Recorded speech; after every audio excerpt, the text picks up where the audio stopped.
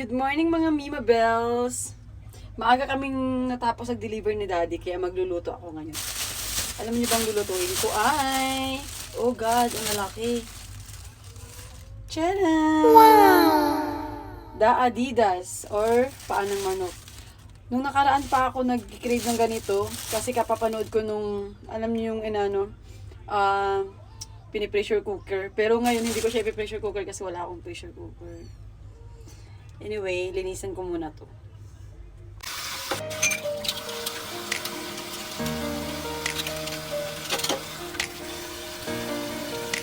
Maghugas muna ako mga mi. Marami pinagkainan. Nagabi pa to. Walang naghugas.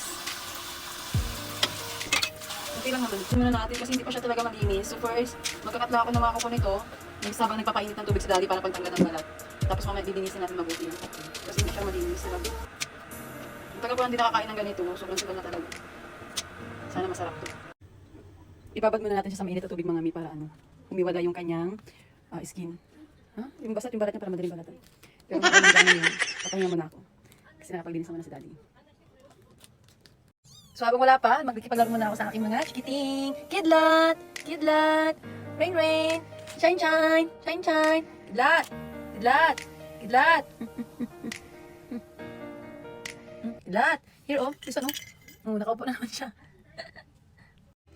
Ay naku mga Mima Bells. Bibili na lang kami ng bago. What?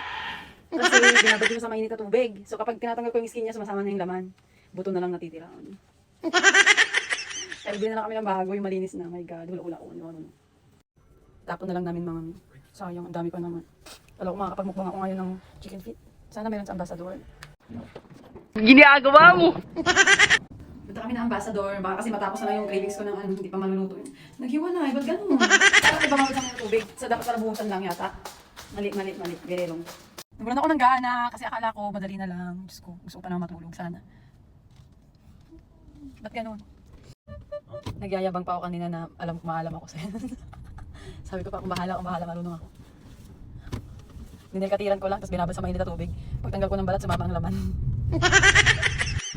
Kami nakakasad kasi walang available na tawag dito chicken feet. Kaya mag-aadobong pusit na lang ako. Nakakainis, naiinis ako talaga. Ay naku. Mga mi, magsaing muna ako para mamaya ulam na lang. Saring muna ako ng kanin. Isabay ko na pala, habang nakasara ng kanin, magluluto na ako ng adobong pusit. Medyo disappointed ang person kasi gusto ko talagang magpapakba ng chicken feet. Kaya lang, wala, palpa. But anyway, highway, it's okay. At least may ulam pa rin. Gasan ko muna yung mga kakit. Lutuin ko lang siguro lahat kasi ano to yun, gumiliit pag naluluto. Bida-bida naman ako. Ang dami pala, ang tudo. Okay na yan, parang gano'n. Dapat hugasan niyang mabuti mga, tapos tatanggalin natin yung sugi. Kaya yung parang matigas.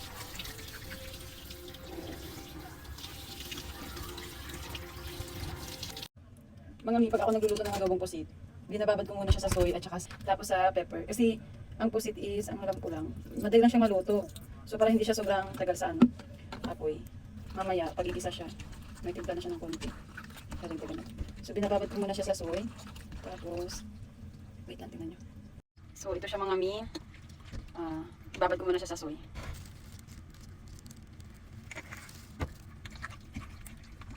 Hindi naman masyadong maliit ang aking lagayan. Tapos mga mi, habang nakababad yun, mag-ready naman tayo ng ricado niya. Ang nilalagay ko ay sibuyas, luya, bawang, tapos siling green. So ito, binili lang din namin kanina to. I-ready ko na. Yan mo. At ang ganda ko.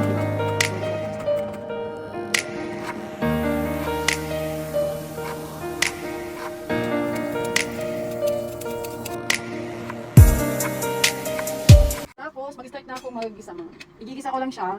Tapos, saktong-sakto pag luto na rin yung kanin. So, kakain na talaga. Anong oras na ba ngayon? Time check. Ano na? Mag-aalauna na. So, maglagay tayo ng olive oils. Social. Sale lang yun mga mi, kaya ano. Kaya, naka-olive oil. Dahil mga mi, ginisa natin yung bawang. Hindi ko alam kung ano rason ba't inuuna yung bawang. Pero nakasanayan na yan. Tapos, sibuyas, Para lumabas na yung kanyang aroma. Sabay na rin natin itong luya.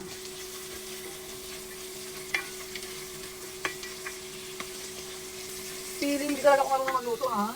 Ano lang to, jelly a la carte. Charot! Ano lang to, luto-luto, ano lang to, egg labong. Para kunwari, para hindi na magutom. Luto na lang to para hindi magutom. Tapos ilagay na natin yung agad-agad. Agad-agad na yan, hindi na yan pinapatagal.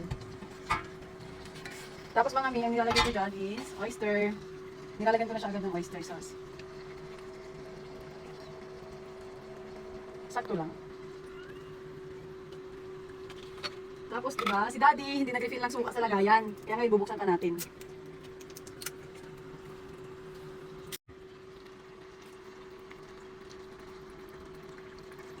Kunti lang ma'am. Tapos huwag daw munang hahaluin. So bali, tatakpan lang natin siya.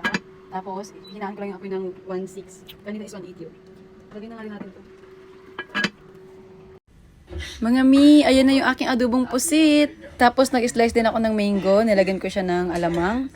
Kakain na kami ni daddy. Reaction check. Mainit. Ang dami na. Sarap. Sarap? Sure? Yeah.